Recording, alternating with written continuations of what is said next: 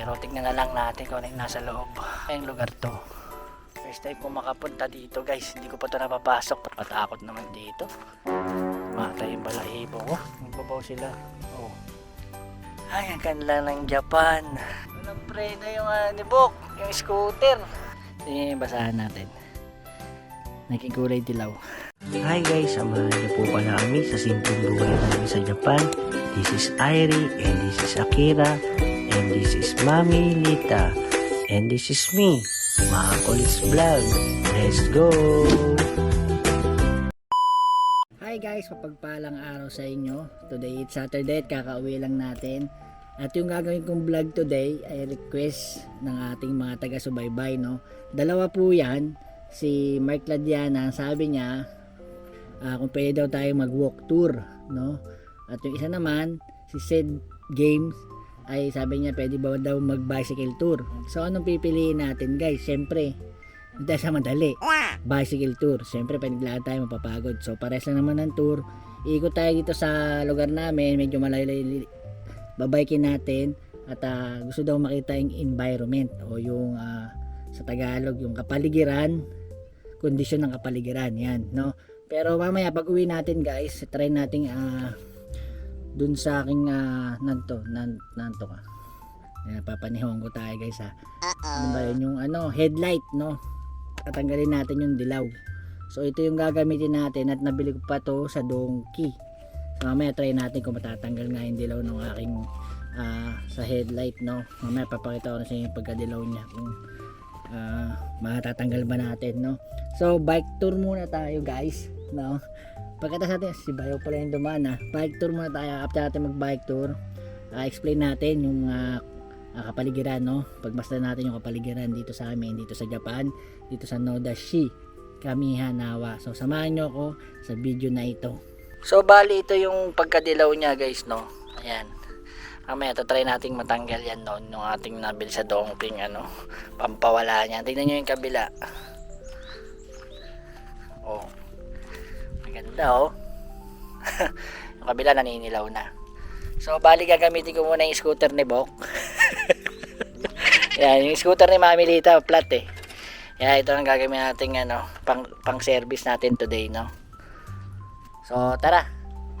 Bicycle time. 7 AM the morning na guys, no. So kung usapang environment o kapaligiran, kalikasan dito sa Japan guys ay parang may katangian sila dyan, no? Sa halimbawa na lang yung kalinisan, no. Ang mga Japanese guys ay disiplinado sila dito, no, sa kapaligiran, sa pagtatapon ng basura. Yan, kaya kung makikita nyo yung binabaykan natin ay halos walang kalat, no. Dahil umaga guys, winawalis nila talaga yan. Tapat mo, linis mo, no. Pero may mga dumadaan din yan na naglilinis na galing city, no? Minsan nagpupulot-pulot sila ng basura yan sa mga kapaligiran dito sa Japan. So makikita nyo, tamahilig sila sa pananim. Ito guys, no, yung mga bawat bahay minsan may makikita ka, may mga okra, may mga sili, may kamatis. So nandito tayo sa labas ng kalsada at hindi pa tayo nakakalayo. Hinihingal na agad guys, no. Ayan. Yan. Siya nga pala, no, dito sa Japan guys, no, isa rin yung kaligtasan, no. Mataas ang pagpapahalaga ng lipunan dito sa paglikha ng ligtas at maayos na pamayanan, no. Kaya kung makikita nyo, kahit saan kayo maglakad dito sa Japan ay safe, no. Kahit na maglakad kayo ang 10 oras ng gabi ay walang mga dito, tulad na lang ng mga hold-upper o iba pa, rapist, gano'n, di ba? Ibang-iba, no? Pero hindi ko masabing lahat guys, no? Kasi sa city, sa Tokyo, yan, may mga dark side din ng Japan. So, minsan, try natin i-vlog yung mga ganyang vlog, no? So, yun. Malay-layo yung iikutin natin guys. At may mga pag-uusapan tayo tungkol sa environment pa. Yun. Kalikasan.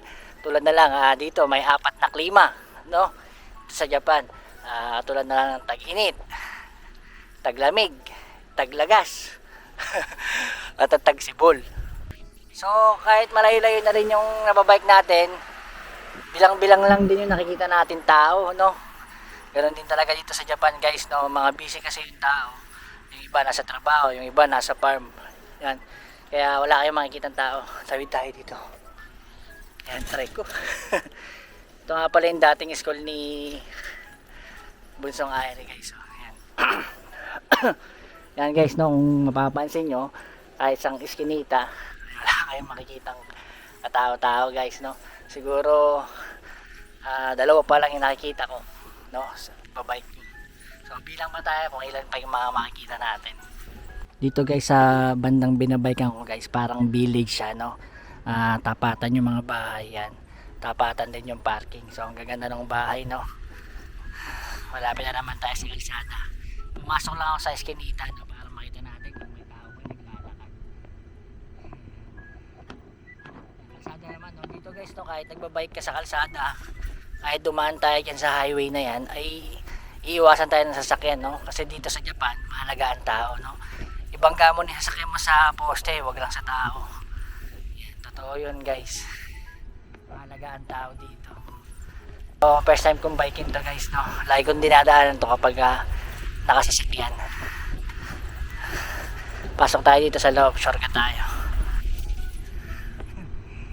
Ang ganda dito, mahangin. Masarap yung simoy ng hangin dito guys. Yung pa pala guys, no. Ang Japan talaga ay merong likas na yaman, no. Tulad na lang ng mga bundok, kagubatan, at yung mga isla. Pwede kaya yung bike dito sa taas. Ay, ganda natin itong para guys. Itong taas, ganda natin yung taas. Maganda kita namin. Pataas hingal ka pa rin tayo dito guys. Ay, nakarating din sa taas guys. Hingal ako. Ay, ang ganda ng Japan. Ay. Yun guys, isa pa pala. Yung pollution guys, no. Pollution, yung mga sasakyan dito guys, walang usok. Dito kasi sa Japan guys, no, mahigpit ang parang LTO, no. Mahigpit sila sa mga sasakyan na mausak na, no. Katulad na ng mga lumang sasakyan. Kaya mas marami ditong sasakyan na hybrid o electric car, no. Kasi maingat sila sa mga emission. Yan, kapag may usok ng sasakyan mo, siguradong hindi papasa. So, tsaka yung ginagamit kasing gas at langis dito guys, dekalidad, no. Mataas na uri. Kaya yung mga sasakyan dito sa Japan ay walang usok, no. Hindi lumilikha ng usok yung kanilang gasolina o langis. Ang bilis sa pababa guys, wala tayong preno. Walang preno yung nibok, yung scooter.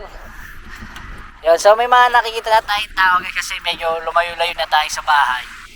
At ito kasing lugar na to ay malapit na sa mga pamilyahan, no. Yan, no. Ang layo ng nabay ko guys, first time ko to, no. Dahil lang sa request. para sa ito, no. Zed Games at Mark Ladiana. Yung walk tour natin, ginawa na lang natin bicycle tour para isa na lang kasi mahirap din maglakad. Kung makakalakad tayo ng malayo ay mahirap tayong bumalik, sigurado tatama rin tayo. So yun, no. Yung mga dahon-dahon na yan guys, mamaya wala na yan, lilinisin yan o mayroong taga City Hall na magbubuga yan sa gilid, tas lilinisin nila, no. Nakakita na ako yan once. Ay, ang dami na rin sasakyan guys dahil mag-aalas 8 na rin, oras na rin ang pasok. So pwede daw tayong tumawid, no, ayon sa stoplight. Yan. Ray-ray na natin ang babike ko guys, para sa inyo po to, no, bicycle tour, no. Basta ng kapaligiran. Pasok kaya. Ayun, laki nun tignan kaya natin yung guys. May nakita ako dun, no. Meron kasi ako nakitang malaking dyan guys. So ayun, kung tawagin yan dito guys ay Torii Gate, no.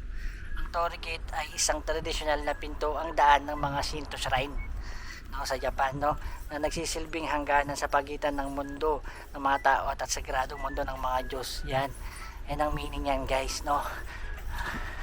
Ang laki, ngayon ko lang ito nakita, promise. Hindi pa to napapasok tong lugar na to guys, no? So ano kayang meron dito? Bawal yata tayo dito guys eh. Pero tignan na lang natin kung ano yung nasa loob. May parking siya oh. Pero hindi ko pa siya napupuntahan. Ano kayang lugar to? May mga naglalakad-lakad din no. Ano kaya ibig sabihin nito? Bawal daw yung pet sa loob. Ay, may nagbabaw dun guys oh. Bago pumasok. No? May nagbabaw. Nakita ko may nagbaw yung half Japanese. Pasya lang kaya to. Ngayon wala siya nakita. Tingnan kaya natin. Ay. Ano kaya loob na ito? Ang laki oh. Torii Gate.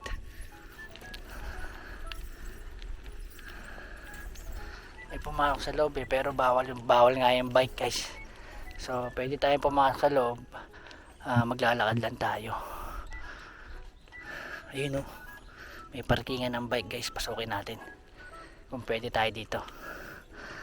Ba?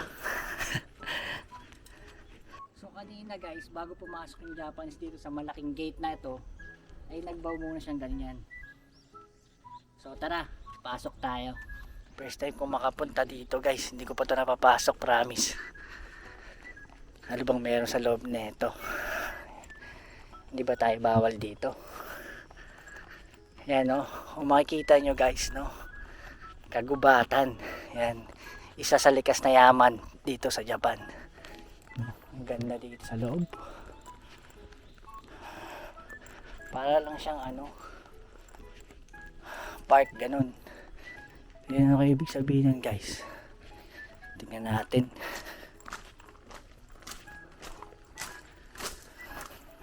Patakot naman dito. Tumatay yung balahibo ko. Parang may kakaiba dun sa loob ah. Parang nagdadasal sila dito minsan guys no. Ayan. Papansin nyo guys oh. Malagubat yung pinasok natin. Pero first time ko to guys no. Kakagala natin yan. Bicycle tour. Yan guys oh. Parang may nag-alay pa doon ng parang inumin. No? Ano ibig sabihin yan? So, sa mga nakakaalam po ng ibig sabihin ng mga ganyan, tinatayo ako ng balahibo ito guys. Wala kasi tao. Comment down below po kayo no, para malaman po natin. Sa palagay ko guys, hindi naman bawal yung tao pumasok dito no. At ayun nga guys, may nagja-jogging pa nga.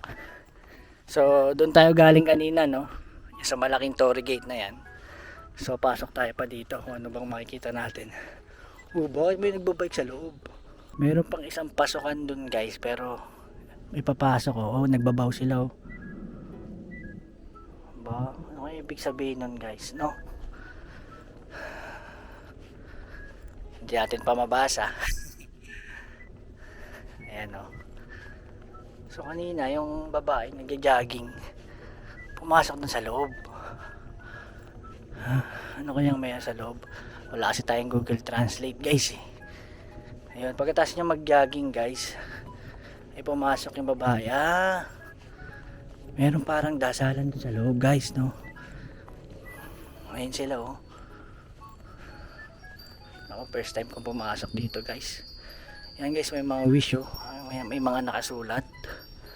Ayan ang dami oh. Ano kaya ibig sabihin nito? Ang ganda dito sa loob guys. May mga tao rin. May bilihan ng inumin no. Shinto shrine to guys. Itong napunta natin at may malaking dragon dun oh. Ayan, nagbabaw sila oh. Oh. Diba? Nagbabaw sila. Oh. Nagbabaw sila dyan guys oh. Sa malaking dragon na yan. Ano kaya yung simbolo na yan? Hindi kasi natin mabasa guys eh. Yan. Ano kaya ito? Bago kayo pumunta dun guys no, at mag-alay ng dasal, kailangan nyo muna magugas ng kamay dito Ang ganda ng shrine dito ah. At ang daming nakasulat guys, so may mga wishes no, at isasabit nyo lang sa loob. Yan. Meron pa dito. Ayokong pumunta dun guys, nahihiya ako, baka makita tayo ng tao kasi may mga tao rin no.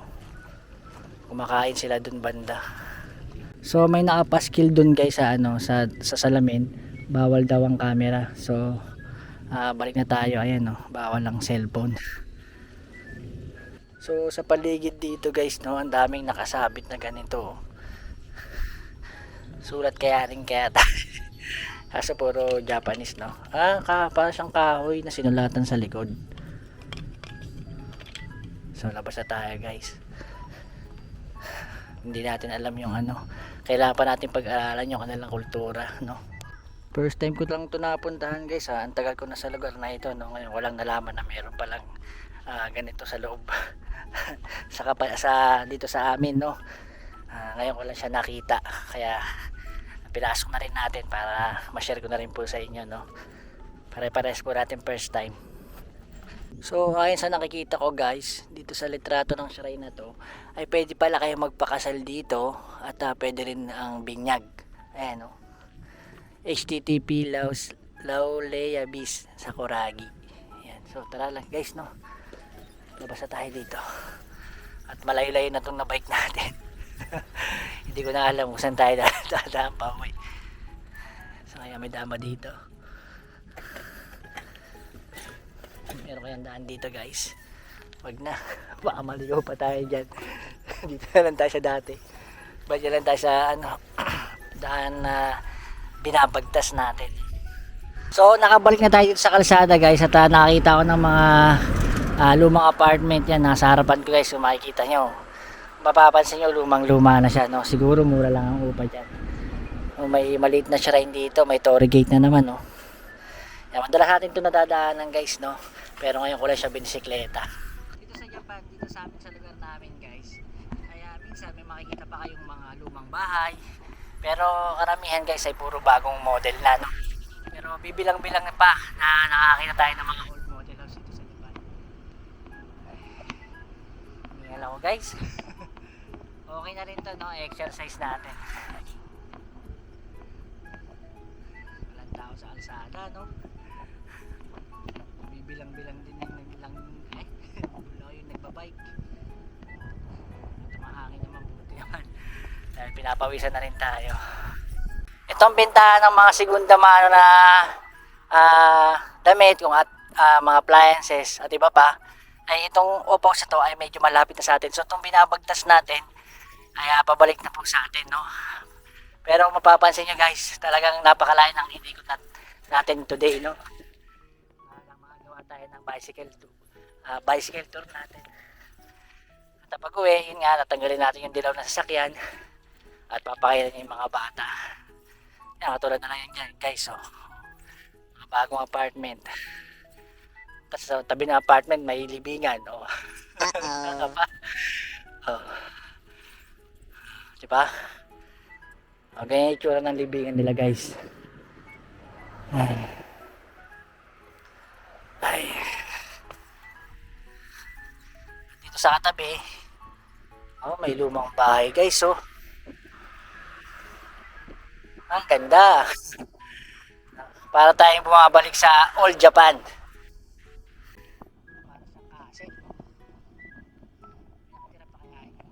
Meron guys, may mga gamit sa loob. Dito may shrine na naman. Shrine na naman tayo nadaanan. Dito nga pala sa Japan guys, marami tayong makikita mga shrine. Shinto shrine, tawagin. Madalas yan sa ano, may mga magdadasal dyan sa Matsuri o yung festival nila. Tapos yung hawak-hawak nila yung karga-karga nila yung mikoshi no.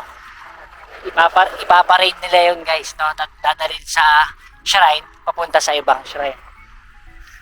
Sa amin meron kaming malapit na dental clinic. Yan. Maraming clinic ng mga bata dito guys, saka mga aso. Ang ganda ng bahay no. Diba guys, tingnan nyo yung mga sasakyan guys, walang usok. Mula dito guys ay nararamdaman ko na yung lapit. Marami na tayo sa bahay. Meron dito tindahan ng damit guys, Teen Spirit, no. Hindi ko pa napupuntahan yan, maliit lang siyang shop kaya. Pero sabi ni Biomark na pasok niya na daw yan. Magaganda rin daw yung damit pero may kamahalan. Sa dito guys, no, sa Japan nagkalat ang apartment, no, kaysa sa mga sariling bahay, puro apartment karamihan.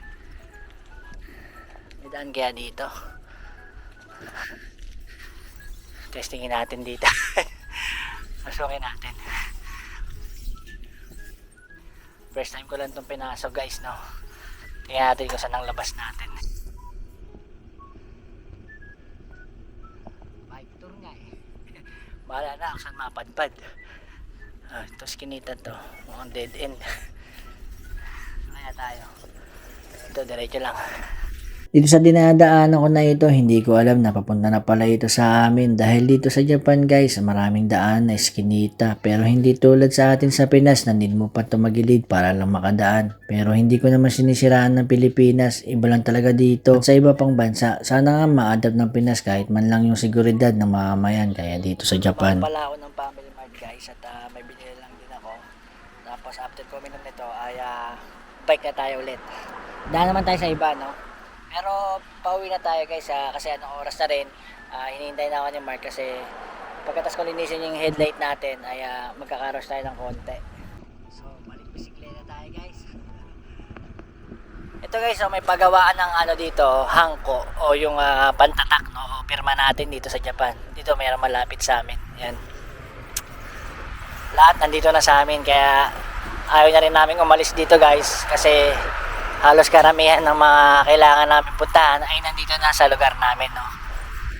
Ewan ko lang po sa ibang mga probinsya, no. Pero dito maganda sa lugar namin guys, no. May mga balak maglipat dito sa Kamihanawa ay maganda lumipat. May shrine na naman dito guys, oh. Ayan sa loob. Tingnan natin dito sa kabilang pintuan.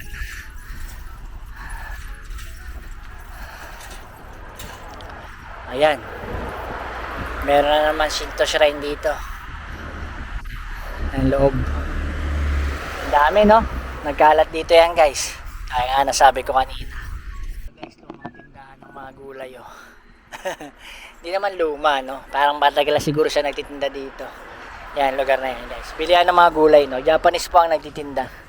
Dito po sa Japan, guys, na kahit na marami na naglalabas ang bagong tindahan, no? Meron pa rin mga ibang tindahan na nanatiling luma, no? At patuloy pa rin na nagbebenta, no, sa mga mamayan. Dito sa dinadaan natin medyo mga bago-bago na yung mga bahay na makikita nyo. At bilang na lang talaga yung mga luma. Pero maganda pa rin sa mata. Kawawa naman si Lolo, yung una, oh.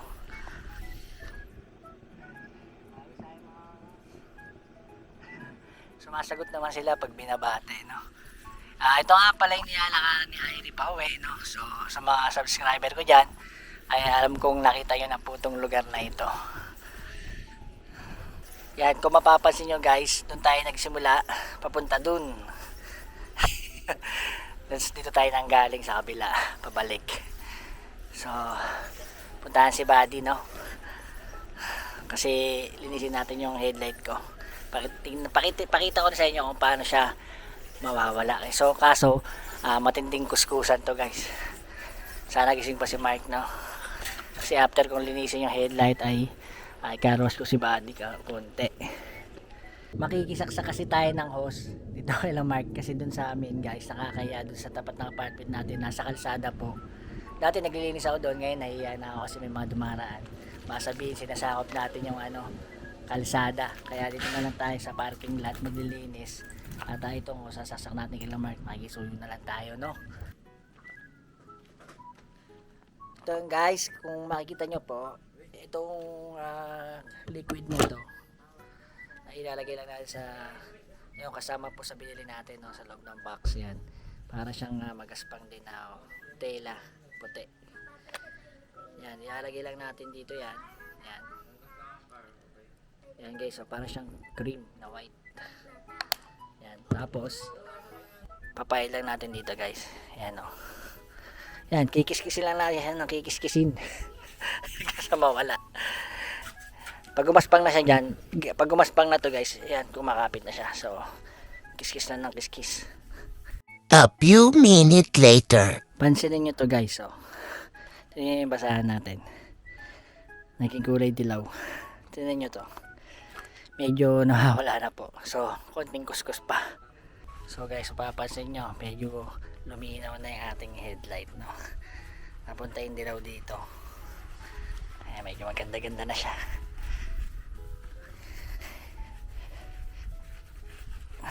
Ba?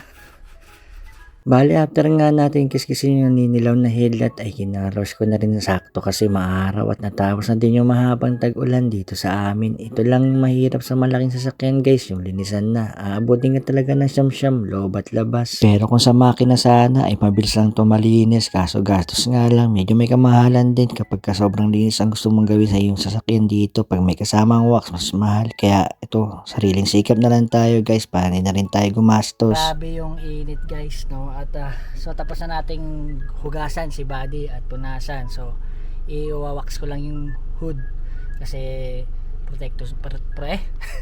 protection din sa araw. So meron tayong wax na to, pang darkening siya ng mga black na sasakyan, no. So sa Don Quixote ko rin siya nabili. So pakitabi muna natin yung hood natin. So kumikintad na yung hood ni body guys, no. At ang ginawa ko pala, pinahid ko muna yung wax sa isang towel, tapos pinahid kong ganyan. Tapos after ko mapahid, pinahiran ko ng isa pang basahan na tuyo, no, finishing. So yan, ayan si body. At talagyan pa natin siya siyempre ng tire block. Yung tire block natin guys ay nabibili rin to sa Donkey. Meron din ito sa DCM o Homac, no. Display lang siya. Pwede na yan guys. Mamaya black na yan. So yung kabila. Yung pangit lang dito sa parkingan natin guys, no, mabuhangin. Kaya pag naggugas ka rin dito, yung gulong mo maputik. Ayun. Ganda guys. Gwapo ni body ulit ha. Tapos na natin linisin si body guys. At gawin naman natin ang gampanin bilang tatay sa ating mga anak, no. Susundin ko sila Airi dito at Ate Akira, tapos lutuan ng pagkain. So maya maya baka maglakad-lakad din kami ni Airi. Pasyal-pasyal lang din, no. Walk tour naman. Tingnan natin mamaya kung maganda yung panahon o di mainit. Pasyal pa tayo. 9:37 in the morning na guys. Tayo mga bata. Gising na, halika na, uwi na. Init dito. Spike ang likod oh. Uwi na kami ni Bunso at si Ate Akira ay gumising, kaya ako na nagbitbit kay Spike. At papakainin ko na rin yung mga to. Saan pa mo? Pulikat yan. Manin. Kuryente. So kung mapapansin nyo guys, naglalakad-lakad pa rin kami ni Bunso. Taga 10 AM na nga, magka 10 AM na. So wala pa rin tao sa labas, no. At siya nga pala, ito nga palang bahay na to ay 12 lapad. Ayan ang makikita nyo. Monthly, no? Rent to own. Rent to own siya guys. Baka pagka kinuha mo yung bahay na yan, may libreng car. No guys, no. Yan. Yan. Sa mga kababayan ko nasa Japan, baka gusto nyo, ayan, may bahay dito malapit sa akin na rent to own, no. Yan, no. Kahit saan kayo magpunta ang kanto dito, ay walang tao, no. Kasi kapag rest day ng mga hapon, ginagawa naman talaga nila yun, matulog, magpahinga, tapos sa gabi mamimili o mamaya mamimili tanghali. Ayan guys, kung makikita nyo kabilaan, no, walang tao. Halika na, may lalabas sa sakyan, no. Yun, ang libangan nila mag-grocery, mamasyal, yan. Kaya wala ka talaga kayong makikita tambay dito sa labas. Dito namin sa bahay guys. At pakainin ko muna yung bata, no? Dito ko ng bacon. At pagkain si Ate Akira, mamaya ako napapakainin, ha?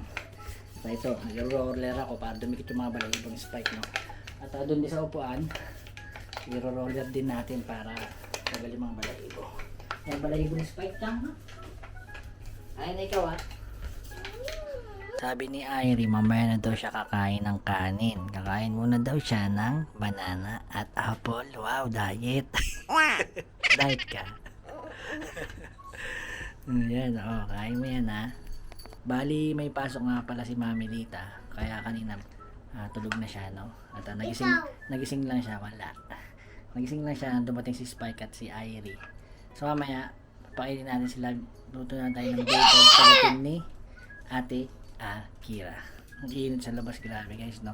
So nakabukas na yung aircon natin, nag-aircon na kami. Hindi na heater.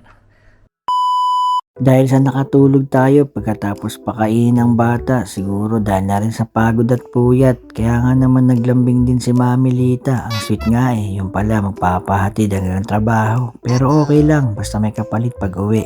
O baka ano iniisip nyo guys ha, kapalit niyan kain sa labas o sa mga restaurant na gusto namin kainan. Family bonding na rin, kaya abangan nyo po yung mga susunod na vlog. At siya nga pala, meron dumating blessing sa buhay namin ni Mami Lita. Tsaka ako talaga ikwento sa inyo. Uwi muna tayo at syempre, kailangan din natin bumili ng vitamin fluoride. Kaya ito, dumaan muna rin ako ng Family Large. So paano, bye, arigato, bye, Yane. Tara na sumama sa Japan Adventures ng buong